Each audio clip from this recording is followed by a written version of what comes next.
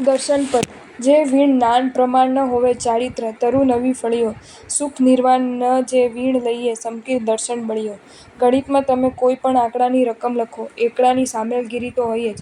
બગીચાના કોઈ પણ છોડ કે વૃક્ષ પાસે જઈને તમે ઊભા રહી જાઓ, જળની સામેલગીરી તો હોય જ. જગતની કોઈ પણ જીવંત વ્યક્તિને તમે મળી લો, પ્રાણવાયુની ઉપસ્થિતિ તો હોય જ.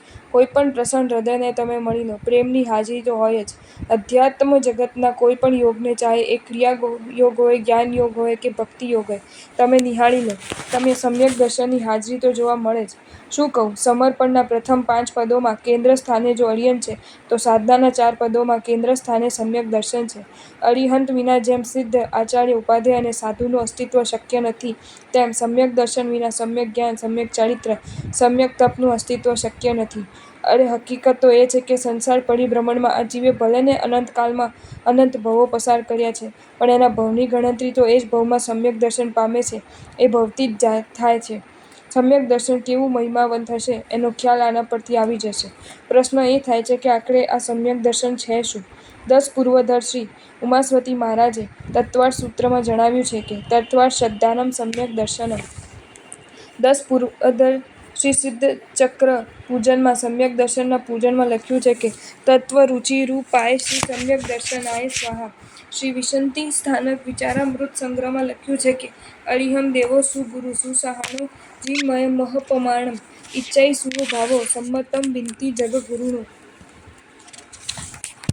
અનાદિકાળની નિબીડ એવી રાગ-દ્વેષની ગ્રંથિ તૂટે ત્યારે આત્મા સમ્યક દર્શન ગુણની સ્પર્શના કરે. અનંતકાળના સંસાર પરિભ્રમણમાં ક્યારેય ન અનુભવ્યો એવો આનંદ એ અનુભવે અને એક પણ વાર આ ગુણની સ્પર્શના થઈ જાય એટલે આત્માનું મુક્તિગમન નિશ્ચિત થઈ જાય. એક વાત ખાસ ખ્યાલમાં રાખવાની છે કે સમ્યક ચારિત્ર એ આચરણરૂપ છે, સમ્યક જ્ઞાન એ સમજણરૂપ છે, પણ સમ્યક દર્શન તો માત્ર રુચિરૂપ છે. અને છતાં હકીકત એ છે કે આચરણને અને સમજણને સમ્યક બનાવવા કરતાંય રુચિને સમ્યક બનાવવાનું કામ અતિ પડકારભૂત છે. શું રહસ્ય છે આની પાછળ? પહેલી વાત તો એ છે કે આચરણમાં કેન્દ્રસ્થાને હોય છે પ્રવૃત્તિનું પરિમાર્જન, જ્યારે રુચિમાં કેન્દ્રસ્થાન હોય છે વૃત્તિનું પરિમાર્જન. પ્રવૃત્તિનું પરિમાર્જન તો કદાચ ભયથી, લાલચથી કે ગતાનુગતિકતાથી પણ થઈ શકે છે, પણ વૃત્તિનું પરિમાર્જન તો આંતરિક રુચિ બદલાયા વિના સંભવિત જ બનતું નથી. અને હકીકત એ છે કે વૃત્તિના પરિમાર્જન વિનાના કેવલ પ્રવૃત્તિના પરિમાર્જનવાળા નિર્વિચાર ચારિત્રના જીવનો તો આ જીવે ભૂતકાળમાં અનંતા પસાર કર્યા છે, છતાં એને ઠેકાણું પડ્યું નથી. કારણ ભોજન તો રસગુલ્લા અને સાલમ પાકવાળું કર્યું, પણ પેટમાં મળ તો જામેલો જ રહ્યા.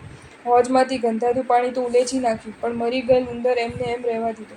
નાવડીને હલેસા તો ખૂબ લગાવ્યા, પણ લંગર ઉઠાવવાનું તો રહી જ ગયું. પરિણામ, ન રસગુલ્લાનું લોહી બન્યું, ન પાણી પીવાલાયક બન્યું, ન નાવડી 15 ફૂટ પણ આગળ ચાલી. ચારિત્ર જીવનો નિર્વિચાર પાળ્યા, પણ મુક્તિ ન થઈ. પ્રશ્ન: સમ્યક દર્શનની સ્પર્શના જીવને થઈ ચૂકી છે એ જાણવાનો કોઈ સરળતમ ઉપાય? ઉત્તર: આપણી કૃતિ, આચરણને ન જોતા આપણી રુચિને અને આપણી સ્મૃતિને આપણે તપાસતા રહેવું. ધર્મ કેટલો કર્યો એ નહીં, કેટલો ગમ્યો એ તપાસતા રહેવું. પાપ છોડ્યા એ નહીં, પાપ પ્રત્યે નફરતભાવ કેટલો પ્રગટ્યો એ તપાસતા રહેવું.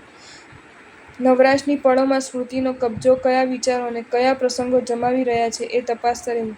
જો કેવળ કૃતિ જ સમ્યક છે અને રુચિ તથા સ્મૃતિ મલિન છે, ગંદી છે, અસમ્યક છે, તો સમ્યક દર્શનની સ્પર્શના શંકાસ્પદ છે. જ્યારે કૃતિમાં થોડીક કચાશ છે, શિથિલતા છે, પણ રુચિ અને સ્મૃતિ જો ધવલ છે, નિર્મલ છે અને પવિત્ર છે, તો સમ્યક દર્શનની સ્પર્શના નિશ્ચિત છે. અલબત્ત વિતરાગ સર્વજ્ઞ અરિહંત પરમાત્મા એ જ મારા દેવ, 5 મહાવ્રત ધારક, સર્વ સાવધ્યના ત્યાગી, આરંભ સમારંભ મુક્ત ગુરુદેવ એ જ મારા ગુરુ અને સર્વજ્ઞ કથિત ધર્મ એ જ મારા ધર્મ. આ પણ જેમ સમ્યક દર્શનની એક વ્યાખ્યા છે, તેમ તત્વાર્થની શ્રદ્ધા અને તત્વની રુચિ એ પણ સમ્યક દર્શનની એક વ્યાખ્યા છે. જે જીન ભાખ્યું તે નવી અન્યથા, એવો જે દ્રઢ રંગ, એ અષ્ટિકતા લક્ષણ 5મું, કરે કુમતિનો ભંગ. સમ્યક દર્શનનું આ 5મું લક્ષણ છે. આ તમામ પ્રકારની વ્યાખ્યા આપણને એક જ વાત કરે છે કે સમ્યક દર્શન એ શ્રદ્ધા સ્વરૂપ છે અને શ્રદ્ધા બહુ મોટો સાહસ માંગે છે. કયું સાહસ? હું સાચો નહીં, પ્રભુ જ સાચા. મારી બુદ્ધિ બરાબર નહીં, પ્રભુના વચનો જ બરાબર. મારી આંખ બરાબર નહીં, પ્રભુની દ્રષ્ટિ જ બરાબર. મારી માન્યતા બરાબર નહીં, પ્રભુની આજ્ઞા જ બરાબર. હા, અનંતકાળના સંસાર પરિભ્રમણમાં આ આત્માએ 2 જ મંત્રને આધારે પોતાના ભવો વ્યતીત કર્યા છે: હું અને મારું. હું જ સાચો અને મારા એ જ મારા. આ બંને મંત્રો પર કુઠારાઘાત કરે છે સમ્યક દર્શન. હું જ સાચોનું સ્થાન ત્યાં પ્રભુ જ સાચા લઈ લે છે અને મારા એ જ મારાનું સ્થાન જે જીવો પ્રભુના પ્યારા એ બધા મને પણ પ્યારા એ લઈ લે છે. અને જ્યાં ચમત્કાર સર્જાય છે ત્યાં આત્માના ભવભ્રમણની સમય મર્યાદા નિશ્ચિત થઈ જાય છે. કારણ કે એક પણ વખત સમ્યક દર્શનની સ્પર્શના કરી ચૂકેલા આત્મા કદાચ સંસારમાં રખડે પણ છે તો એ વધુમાં વધુ અર્ધપૂતગલ પરાવર્તના ગળામાં તો એની મુક્તિ થઈ જ જાય છે, એમ શાસ્ત્રકાર પરમર્ષિઓ ફરમાવે છે. કલ્પના કરો, હજી સુધી આપણા આત્માની મુક્તિ થઈ નથી. એ એટલું જ દર્શાવે છે કે કાં તો આપણે સમ્યક દર્શન પામ્યા જ નથી અને કાં તો પામ્યા છીએ તો એ અર્ધપૂતગલ પરાવર્તના સમયગાળા દરમિયાન જ પામ્યા છે.